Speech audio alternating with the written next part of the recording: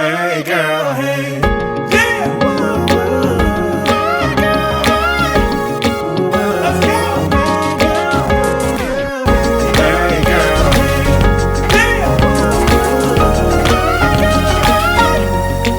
Let's go.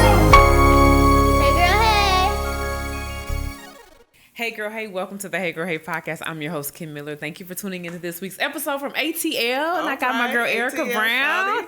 All right. Listen, I have a dream guest list, and you were one of them. Oh, that's so sweet. I promise you are one of my favorite IG followers. Okay, let me not get too far gone. Introduce yourself for anybody who may not know who you are. Okay, Erika Brown. I do a lot of things.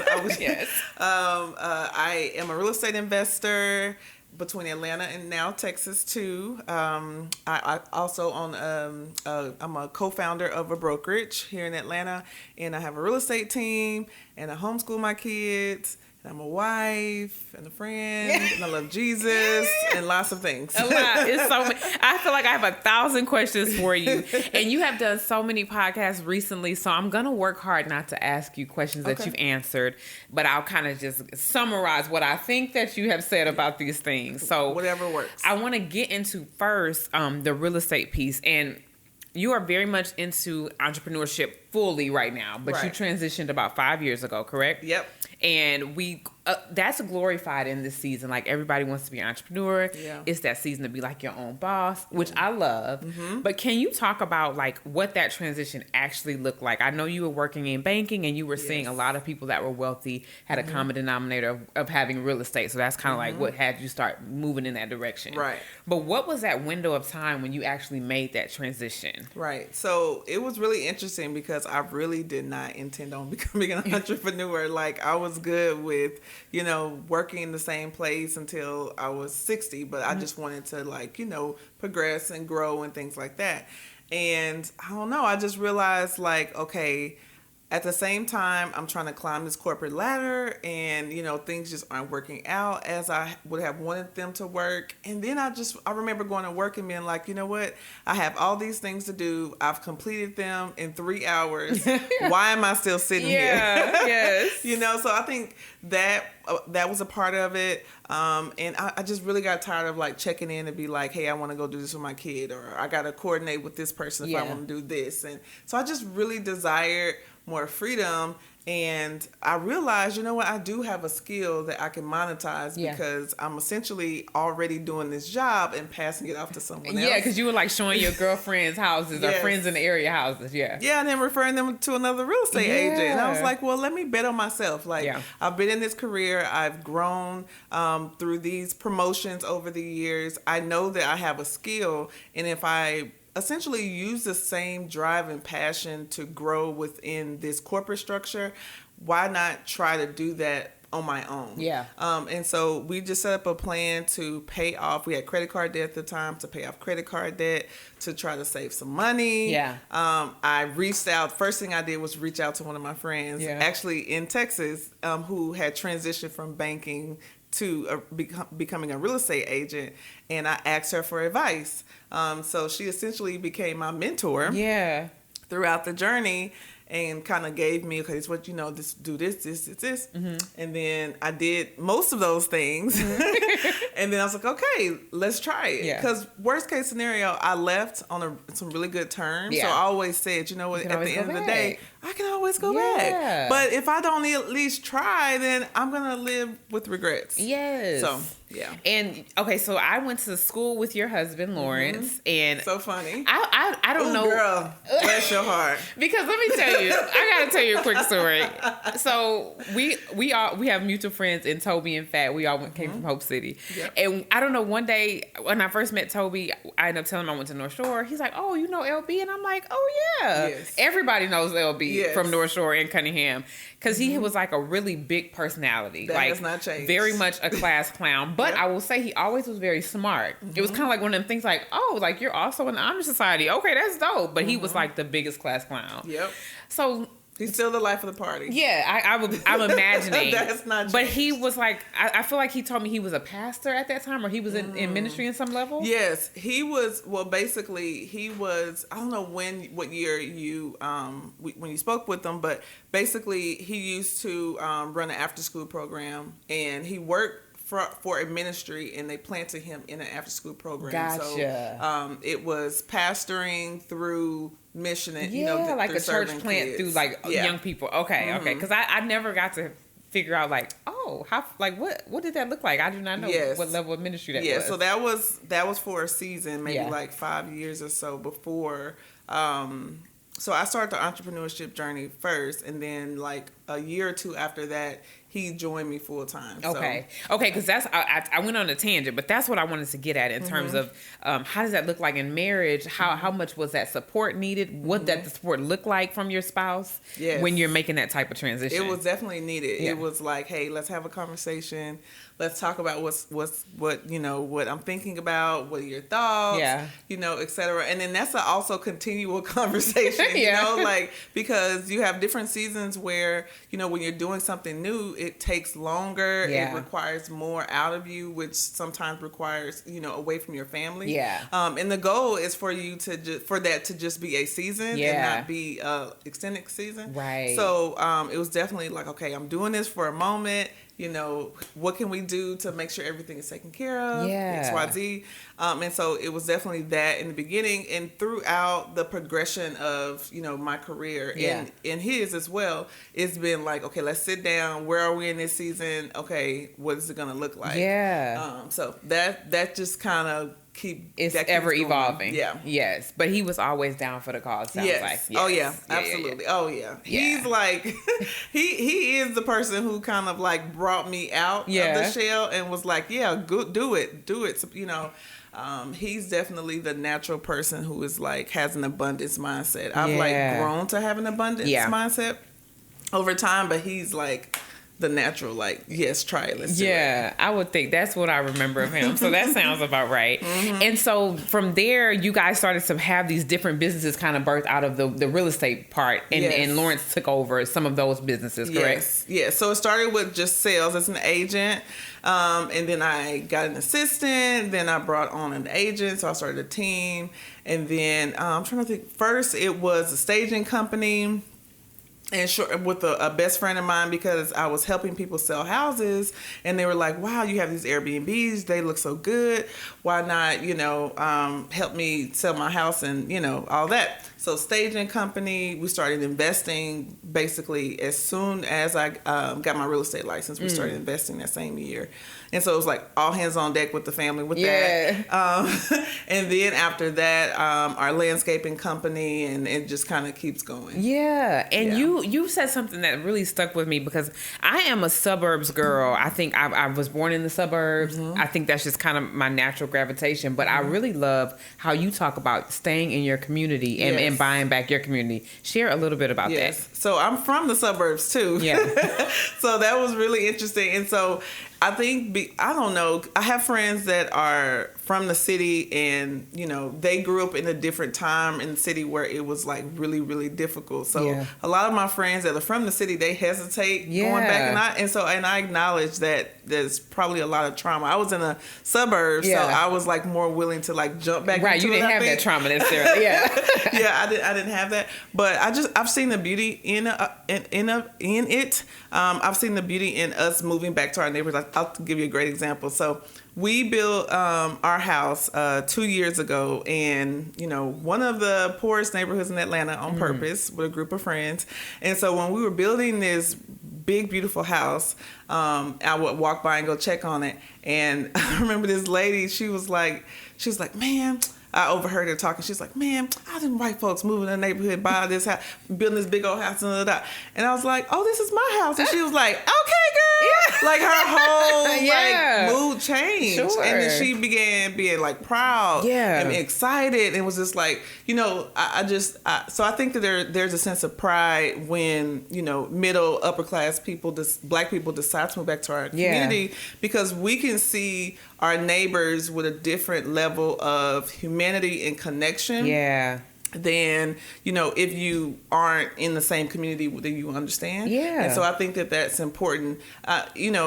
I think it's okay for, other people to move too, but I do think that we have a responsibility to take care of our own community. Yeah. I mean, I love that. And I don't know if I will ever do it. I would love to. Yeah. I want to be you. And then I didn't feel that strong as I did prior to the Buffalo shooting. But when that happened, I don't know, something about it was like, I see why we want to stay with our people. Right. There is a sense of pride, like you said. Yeah.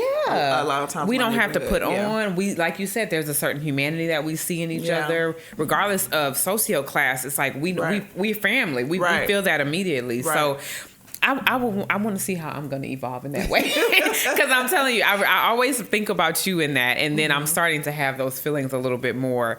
But I don't want to get into the unschooling yet, because I feel like that's going to be like a whole thing. I want to talk about mentorship, because you mentor going up and going down. You are a part of Rachel Rogers' mentorship program. Yes. Is that correct? Yes. I read her book. I love her. Yes, she's awesome. Okay, so share about what that experience is for you. Oh man, it's been great. I think one night I was going down a rabbit hole, and I, like one of those insomnia nights you can't sleep. Yeah. And I think it's right when her book first came out, and a lot of people that I follow I just kept saying her book, and I was like, who is this? We should all be millionaires. Like, that's weird. What is that?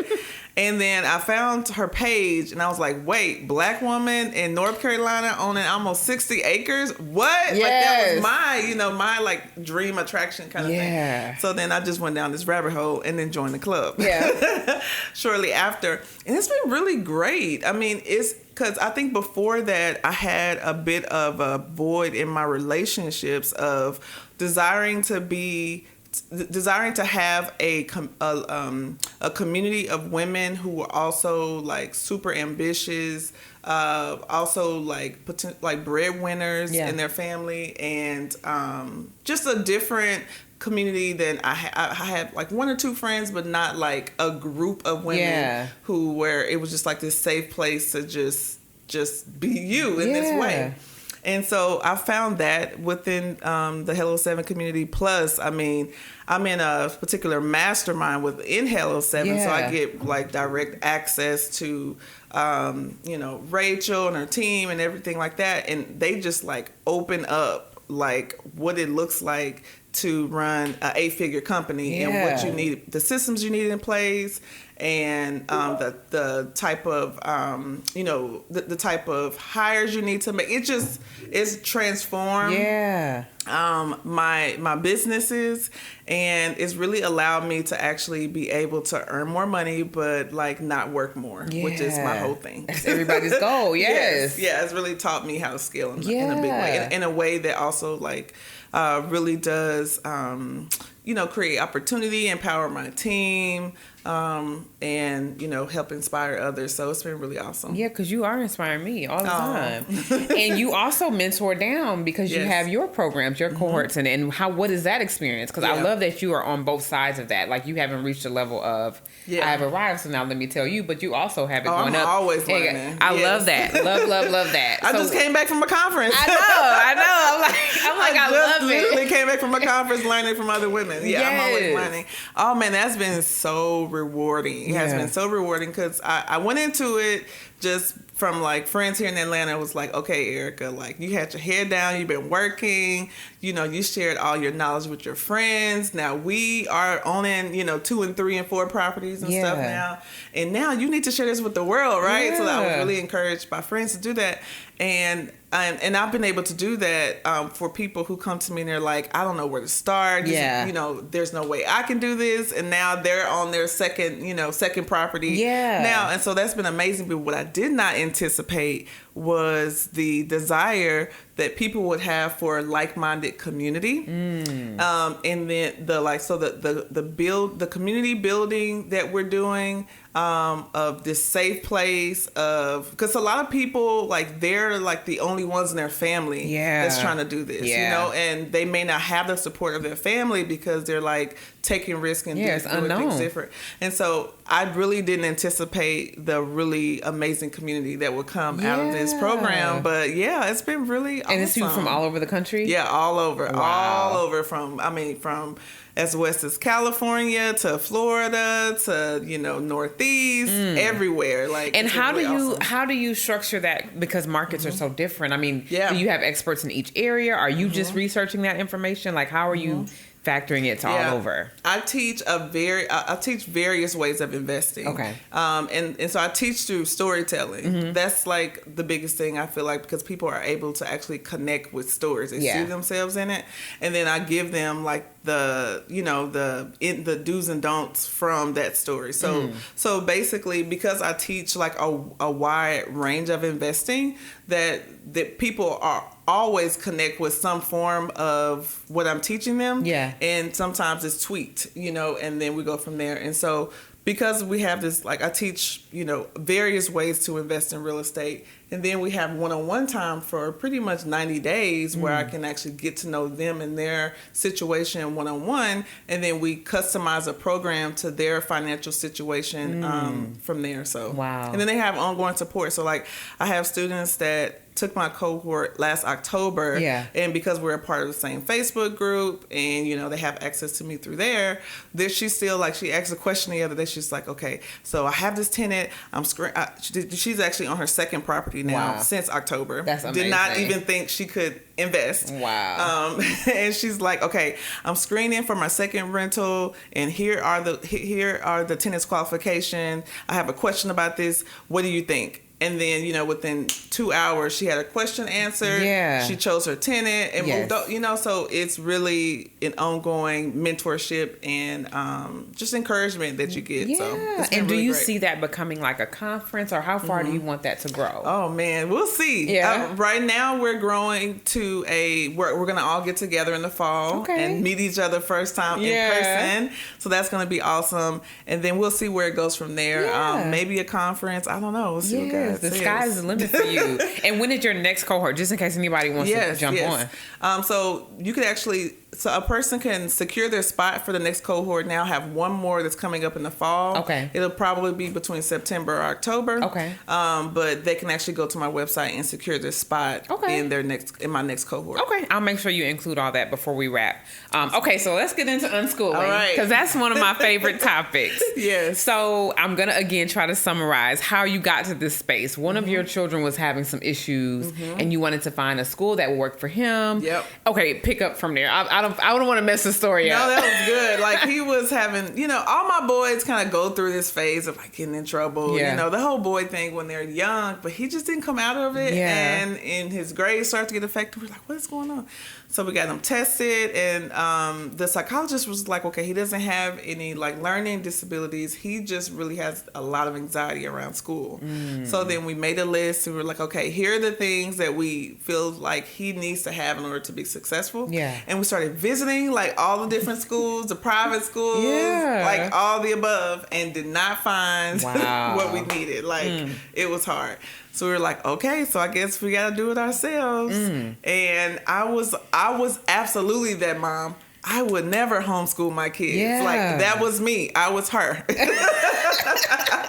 But when your backup is against the wall, you got to do what you got to do for your kids. Yeah. So we started homeschooling, but we didn't get to unschooling at first. We started in classical conversations, which is a type of homeschooling. It was really great, but it was super European, I guess, directed. And we were like, we don't really want that. So then we did like school at home. So then 2020 happened. Okay. And then it was like, everybody, oh my gosh, what's happening? Yeah. And so then it was very much like regular school at home. Yeah. Which also was not working. Yeah. And then we got to unschooling. And I have a really good friend that's been unschooling her kids from like the beginning. So she was my mentor. Yeah. You see the thing? Mentorship. She was my mentor along the way. And now we're having a blast. I mean, I love watching your journey. And I am again that mom that I can't wrap my head around what that would look like. But I love that you have the flexibility to take your kids to different businesses and field trips and travel. I mean, it's just so beautiful to see. And your kids all have different like specialties. Yes. They all have different interests and likes and personalities. Yeah. And all of the above. So, and I know they're a part of sports. How does that part work? They're part of just like community sports? No, they play like travel ball. They're like real, like we are always traveling. Yeah. So, and they get a lot of socialization through sports as well. Yeah. So they play basketball. My youngest plays tennis as well. Yeah. He loves the water. So we're going to try him out for a swim team this year.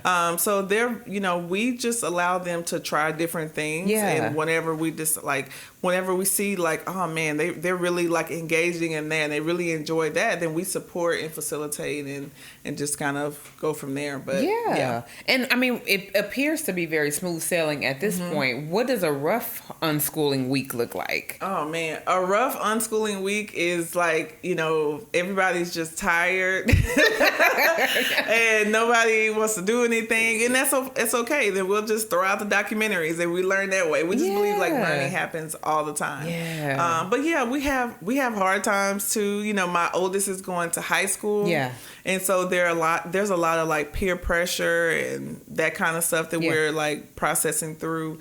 But what I love about homeschool that again I didn't really anticipate through this process is that naturally, because you spend more time together, you become closer. Yeah. And so we have a lot of conversations that allow us to really help get to the bottom of things and get through things. I think, I didn't grow up having that like authenticity with my parents and that support. And so, my son has told me things that I'm just like, wow, okay, thank you. Okay. Like he told me he had his first kiss at a track meet. He ran track. I forgot to say he's running track, but he told me he had his first kiss at a track meet. And I was like, he was so excited and it was so innocent, And I was like, okay. All right. Okay.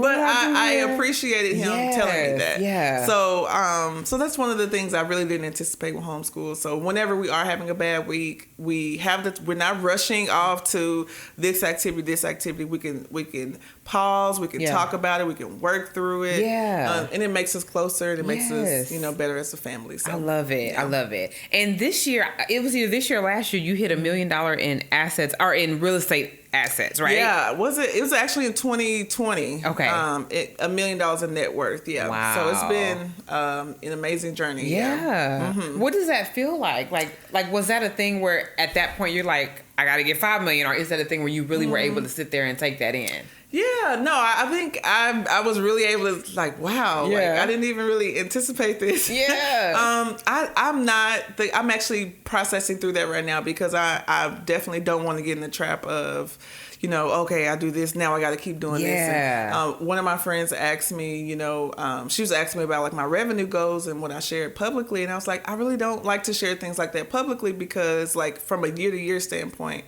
because I don't want to feel the pressure to have to make $1 million every year or whatever, because I may not want to. Yeah. You may just want to travel the world one year. Yes. And so right now I'm like, one of the things I'm like processing through with God is like, okay, what is the goal? Like when is enough? Like what is how many properties do I want to buy? And like when is the stopping point for me? That's something that I'm like intentionally processing through right now. So I love that. Yeah. I mean, I'm gonna follow up with that because I know you're working through it. But that's very interesting because we are in a place of always trying to outdo whatever goal we set before, and it's a part of that I'm sure is healthy, but it's a part of it that will go left on you. Yes. Yeah. No, and it's at the end of the day, money is a tool. Yeah. It's not my identity. It's not my value as a person. Yeah. So it's really important to like get that in check and keep it where it's supposed to be, because money's not gonna make you happy or solve all your problems. But man, let me tell you, your bougie trips do be looking real nice though. Nice. I'm real trip bougie. I'm travel bougie. Okay, like I'm like, look, with that last trip you did for your husband, work on it. That like his birthday or something. Oh yes, I was like, yes, that's what we're gonna be fun. Doing. Yeah, yes, and I love to see it. Like, do it. Yes, share with us. But I love what you said about processing through like the ultimate goal. What does that look like? Right. And how do you manage right now, do you have a management company as well for all your properties? I do. Okay. So one of our LLCs is a management company. Okay. And so right now we have, with the management company, we have an Airbnb manager, property manager that manages the Airbnbs and the cleaners. And then I have a full-time property manager, construction manager that manages the rest of the properties and then helps me manage the construction. Yeah. And what's your total property count? We're at 38 doors. Wow. So once you get to like apartments and stuff, it's like doors versus like actual dwellings. Units, yeah. So yeah, we're at 38. And so we'll probably start buying again at the end of this year where we're going to find some deals. Yeah. So a lot of people are like, oh my gosh, recession, I'm scared. I'm like, girl, this is the time to buy. Yeah. Get your coins ready. Yes. There's gonna be some opportunities and for somebody out there. starting out in investment, would you advise Airbnb or long-term rental? I think it depends on the person. Okay. You know, it depends on their capacity. Yeah. The type of support they have. Their personality. Are they hospitable? Yeah. You know, or do they have the margin to pay a property manager if they aren't like hospitable and available? Yeah. So, and that's one of the things with the cohort. I really help people to identify that. I have people who were like, I'm gonna do Airbnb. I'm gonna do Airbnb, and then after like going through the process and learning, they're like, oh, okay, well, I actually feel more comfortable in more of the midterm rentals or the long term. And so we help think through the whole picture and not just the numbers. I love it. So and you can always pivot. I pivoted so much. Yeah. You know, I'm getting ready to pivot again because I'm like, okay, we have, you know, upcoming potential recession, which is normal, you know, with a real estate cycle, you have up and down. And so it's like, okay, so for all of our new available units, let's pivot to some more like, you know, some like more voucher programs or more like recession proof type of investing. So yeah, we're going to do that and we're going to keep it moving and we made it through the pandemic, so I feel like we can make it through anything. I'm 100% positive that you Whenever can. I get scared, I'm like, you know what? We made it through 2020. Yeah, that's what I'm like. I got my license in the middle of the pandemic. Yes. I think I can do anything. Yes, you can. Yeah. So. Now, do you have your license in several states? No, just Georgia. Is that something you want to do? I don't know. Yeah. You know, it's probably not necessary at this point. Yeah. I mean, unless I think our brokerage will absolutely expand to other states. And so we'll be able to connect in that way in real estate. But I don't know if I want to necessarily sell in another state because I don't think I necessarily need to. I've been able to connect with some really amazing other investor-friendly agents all over the U.S. through my cohort. And so I'm fine with sharing the love with them, you know, and still, you know, as an agent, you still get paid for referrals. So I love it. That's a beautiful One thing. of my favorite things you did is you take the whole month of December off. Yes. Are you doing that again this year? I may do January too. I love it. I'm gonna try to do like at least the last week. I'm setting my life up to where like Thanksgiving is it. Yes. So we'll see. How do you set that up? How does one accomplish that? You have it in your mind in the beginning of the year. Okay. Okay. And you like tell everybody else on your team. Yeah. And then you start working towards it. You know, you're like, okay, so like tomorrow actually we're getting ready to have our Q3 meeting, planning meeting, and so we're gonna get a lot accomplished in Q3 because Q4 is gonna be, you know, we're gonna be taking some time off. So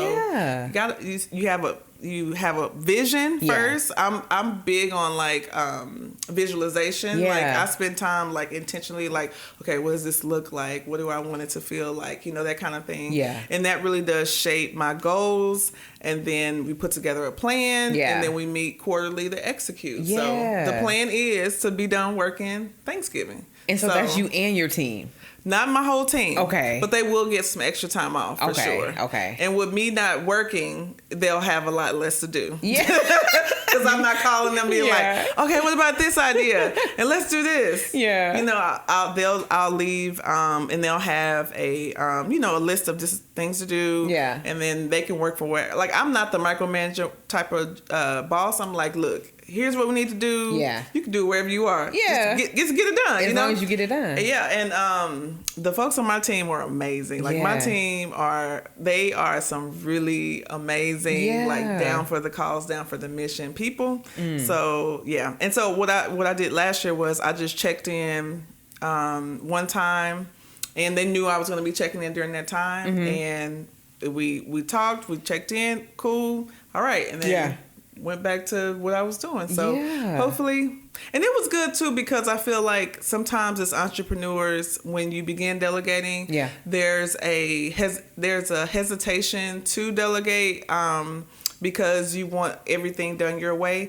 And I feel like you can really actually test to see how healthy your business is, based on how things go when you walk away. So when you walk away, if some things fall through the cracks, that's okay, because that lets you know that you have some gaps that you need to work on. So it's not a bad thing. I feel like I couldn't imagine you like going off on your team, or how do you handle like conflict with your team? Well, do you do Enneagram? I'm an 8 Enneagram. I've never done that. I need to figure out what I am. Yeah. So I'm a challenger, so I actually don't avoid conflict.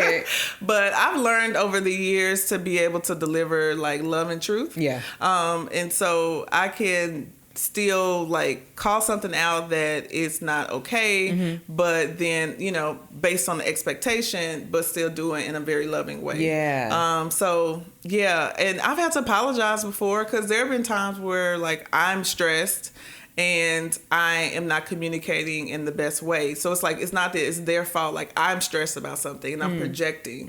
And so I've had to definitely apologize, but I've never like went off on anybody. I mean, not in this business. Now, in the past, when I was in banking, I was learning how to lead. Lord Jesus. That was kind of like, I learned on that the bank's dime. And so, so I haven't done that in business, thank God. Well, I couldn't even imagine it, but that's so good.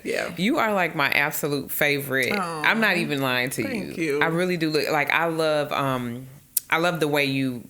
And again, everything is based on what I see. I know you put out what you want to be made available, but the second home, like so many things you do, I love that you're showing Black women how to do it, because it's possible. It's possible, and you do it so gracefully. Like for you to say you don't want to share your net worth or what you made per year, I could feel that that's the type of person you are, because you are in no way showboaty, but you really are like doing it. Oh, thank you. It's been a journey, for sure. And I have a loving support system of friends and family. And so it's definitely hasn't been like on my own. It's been like a whole village. 100%. And you do planning for the year in January. Do you do a big planning? Like what does that look like? Normally will try to do it like in the fall for the next year. And so I do that with my team. So this year we will most likely like go to the cabin or go away somewhere and do like a strategic type of planning meeting, and then plan for the for the following year. And then in the beginning of the year, it's just more so like saying, kind of finalizing plans in January and communicating that and like putting it in stone to where when we show up to our Q3 meeting like tomorrow, the plans, the goals are already there, and we're celebrating and checking them off and say, okay, what three of these goals are we going to do this quarter, and go from there. And what made you get the cabin as your second home? Oh man, I love cabin. So I love cabin. So in Texas, everything looks the same for like a long time, right? But like you can be driving for 10 hours and it still looks the same. But in the Southeast, it's like you can get to the beach, you can get to mountains, you can get to so many different climates like really quickly. So we got a chance to. So living here, we got a chance to like really visit like different places. And I'm like a country girl. I really like the country. I like I like cabins. I like quiet. I like being the forest. And so we would go and rent cabins every year. And then finally we were like, we want to buy our own. Because we want to take off a month and go somewhere and have a place to do that. And so that is really what led us to doing that. And we wanted to find something that we could decorate to like represent us, because we've never ever like went to someone else's cabin that we like could connect with ourselves as African Americans there. So we wanted to do that too. So it's been fun. It's been a really good place. We've made a lot of memories there. It's been really good. And you go there like several times a month? I go there a lot. I look up and you're like, you back at the cabin. I could be back at the cabin tomorrow, girl. Let me put everything on Zoom and I'm at the cabin. But we just put it on Airbnb. So I'm really excited about that, to share it with other people. We'll still go there a couple times a month, but let's at least get it to pay for itself. Now, do you have other second homes that you do that with? Or nope. Okay. That's the only one. Okay. would you do like a beach house like that, or? So I'm not I like the beach. Yeah. But I'm not a beach house person. Okay. It's so funny. My business partner is a beach house person. Yeah. And so we always joke because he's like, I'm not gonna buy a house in the cabin. Y'all do that. Yeah. We're gonna get one on the beach. So we'll be able to switch off and maybe Yeah. Now is Lecrae your business partner? Yes. Mm-hmm. Okay. Of the brokerage, or that's something separate? No, we own some properties together. Nice. Yeah, and so he's my business partner with some of the properties. And I love the beach. that even came to be because I'm always talking to my husband about musicians getting into investments and creatives, because you have a lot of downtime, and not always, but some seasons you have a lot of downtime. How did that relationship come to turn into a business development? Well, Lecrae is a businessman. He's been a businessman a long time. A lot of people don't know that he actually also co-owns Reach Records. So he's been, he's not just an artist there. He actually co-owns a record label too. Okay. So he is the serial entrepreneur that I learned from a lot within our partnership. So we went to college together. Okay. So he was graduating when I was coming there, but we were still in the same place. Okay. And so we met probably initially there, and when they moved to Atlanta, we just kind of kept in touch, friends. We used to go to the same church at one point, and him and his wife came to me and they were like, "Hey, we want to really start investing in Atlanta real estate."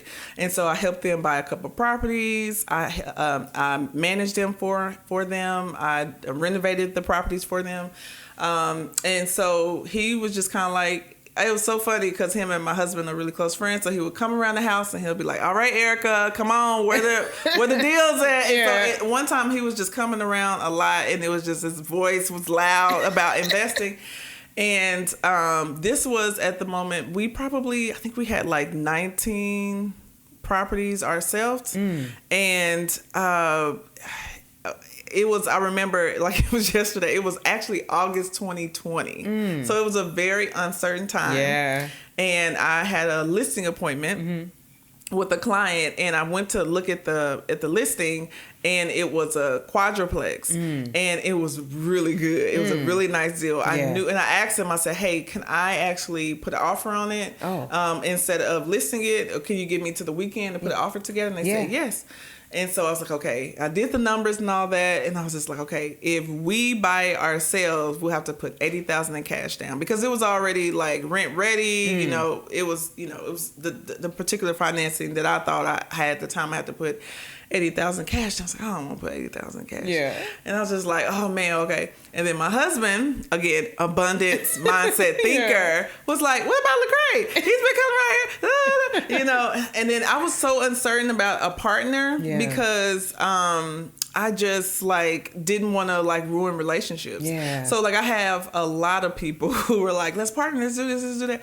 And I was like, okay. And but I was just really nervous. Scary, I just didn't want to, do that. Yeah. And so, but what made me comfortable about at least talking about it with him was because I had already worked with him so much, him and his wife so much in those other capacities, and it worked out really well. Yeah. And I seen how we complemented one another in those previous ways that we worked together. So then, we called them and we went and looked at the property, and then we talked about what the partnership would look like. Yeah. And we got a lawyer on the phone, and we put together an operating agreement, and then we bought the building, and then we just kept buying buildings. And now we own a lot of buildings together. Wow. So yeah, it's been a really great partnership. I love that. I love that. Well, I don't know how many times to tell you that I love you and that you are amazing. And I'm so appreciative that you did the podcast with me. Thank you for having me. This is so fun. And I'm going to join your cohort, maybe the fall, if not the one after that. Yes. Because I really, and I was trying to figure out, for me, a person that's already in real estate, right? I feel like I have a lot of knowledge, but I'm also still kind of like figuring out, okay, what are the first steps into getting in the investment piece? Right. So I do think I would be a great student. Yeah, you would. And I have quite a few real estate agents join each cohort. Yeah. And I love it because they learn for themselves and they learn for their clients. Yeah. And so it ends up paying for itself. Yeah. Really quickly. I'm sure. With that double knowledge, Yeah. So, yeah. I would love to have you as a student. Great. I'm your student. I'm your friend. I'm your student. I'm gonna be up in there. Tell everybody how they can connect with you if they don't know already, and your website and all that stuff. All right. So my Instagram is Erika B Investor. Okay, it's Erika, Erika, B as in boy, investor. My website is erikab.co. And I have a YouTube. I need to update it, but it's a bunch of videos on there. I need to get back on it. Is Owning It and Living It. And I think that's, yeah. If you go to Instagram, you can find everything else. Yes. So you can find out about my cohort in my link tree, in my bio, in my link tree, and all the other fun stuff. Wonderful. Well, I know y'all are gonna enjoy this episode. Please go follow Erika and everything she has going on. But bye, girls. Bye. Bye. Thank you, Erika. Oh, that was so good. You're so good. Jesse never claps for me. I'm like, oh.